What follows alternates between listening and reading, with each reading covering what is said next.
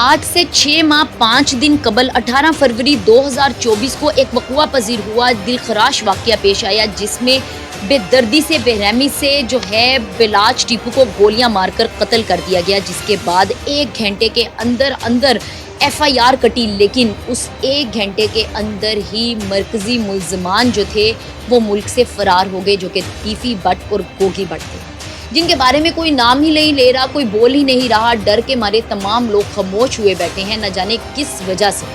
लेकिन उसके बाद ही देखा गया कि कुछ ही टाइम बाद तमाम चाहने वाले, टीपू बिलाज के तमाम चाहने वाले, जिनके दिल जो थे वो तकलीफ में थे, रो रहे थे, क़यामत टूट पड़ी थी घर में। उसकी माँ रो रही थी, उसके बच्चे, उसकी बीवी, हर तरफ क़यामत टूटी पड़ी थी कि अचानक से पता चलता है कि एक इंसान को गिरफ्तार किया गया। वो कोई और नहीं बल्कि बिलाज टीपू का करीबी और जिगरी दोस्त एहसन शाह है, जो कि उस वक़्त 6 माह पहले जिस दौरान ये कत्ल हुआ मदीना मुनव्वरा में बैठा हुआ था। जो उसका बयान था उसके मुताबिक उसको एक मैसेज के थ्रू पता चला कि उसके दोस्त का कत्ल हो गया। लेकिन जब वो पाकिस्तान वापस आया तो कहा गया, पुलिस की जानिब से एक बयान सामने आया जिसमें कहा गया कि 50 लाख की रकम के बदले एहसन शाह ने टीपू का पता और वक्त बताया और उसको मरवाने वालों में उसका साथ दिया। पिछले 6 माह 5 दिन से ये इंसान, जिसका नाम एहसन शाह है, जो कि जिगरी दोस्त है बिलाज टीपू का, ये हिरासत में था पुलिस की। और कहा जा रहा था, बहुत बड़े बड़े लोग कह रहे थे कि 6 माह के अंदर ये रिहा हो जाएगा, 1 साल के अंदर ये रिहा हो जाएगा, इस तरह के बरी जमा हो जाएगा। लेकिन ये इंसान रिहा तो नहीं हुआ, बल्कि इसका एनकाउंटर हो गया। अब की बड़ी खबर जिसमें कहा जा रहा है कि एहसन शाह को पुलिस लेकर जा रही थी कुछ शनाख्त के लिए, कुछ निशानदही के लिए, जिसमें रास्ते में एहसन शाह के भाई अली रज़ा ने अपने कुछ दोस्तों के साथ मिलकर पुलिस की गाड़ी पर हमला किया, जिसमें सिर्फ और सिर्फ गोलियां उतरी एहसन शाह के सीने में और मौके पे वो जाँ बहक हो गया और किसी अहलकार को कुछ नहीं हुआ। क्या इस बयान को सुनते हुए कान चौकन्ने, कान खड़े नहीं हो जाते? क्या आप लोगों का जहन थोड़ी देर के लिए इस चीज़ की तरफ नहीं आता कि आखिर ये क्या मामला है?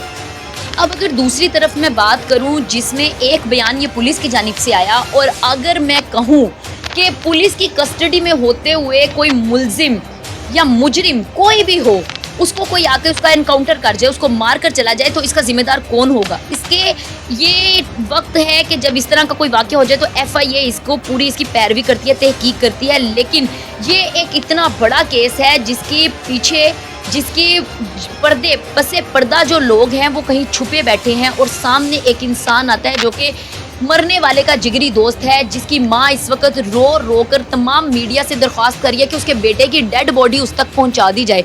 उसकी माँ रो कर तमाम मीडिया वालों को कह रही है कि वो 12 बजे उसी अली रज़ा के साथ अपने बेटे को मिलने गई थी।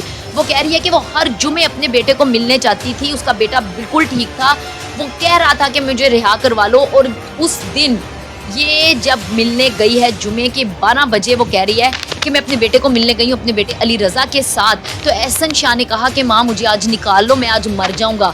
जो इंसान यहाँ आया हुआ है, मीडिया में जाओ, कोई प्रेस कॉन्फ्रेंस करो, मेरे वकील से बात करो। ये उसकी माँ का बयान है जो रो कर बता रही है। वो कहती है कि मैंने वकील से बात की तो वकील ने कहा कि कुछ नहीं होगा, क्योंकि वो पुलिस की कस्टडी में है। एहसन शाह को कुछ नहीं हो सकता, वो पुलिस की कस्टडी में है। क्या आप सुन रहे हैं?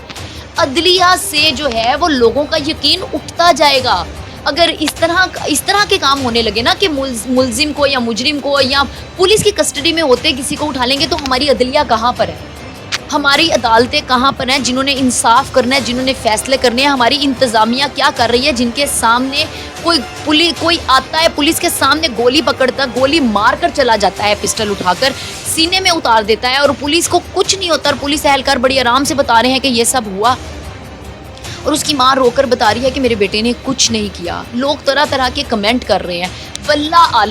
वल्ला आलम कि इस सारे वाक़ये के पीछे मेन मुल्जिमान कौन है, पसे पर्दा कौन है जो ये सब कर रहे हैं।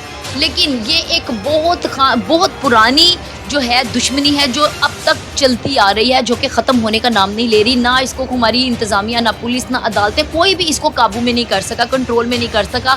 جانوں پہ جانے دادا پردادا کے طور سے ان کی جو ہے وہ جاتی چلی جا رہی ہیں. آج بھی ایک اور گھر میں, جیسے بلاج کے گھر میں قیامت ٹوٹی تھی, آج احسن شاہ کے گھر میں قیامت ٹوٹی ہے. کیا احسن شاہ نے واقع ہی بلاج کا قتل کرنے میں ایک اہم کردار ادا کیا تھا؟ کیا واقع ہی احسن شاہ کو مارنے میں اس کے ہی بھائی علی رضا کا ہاتھ ہے؟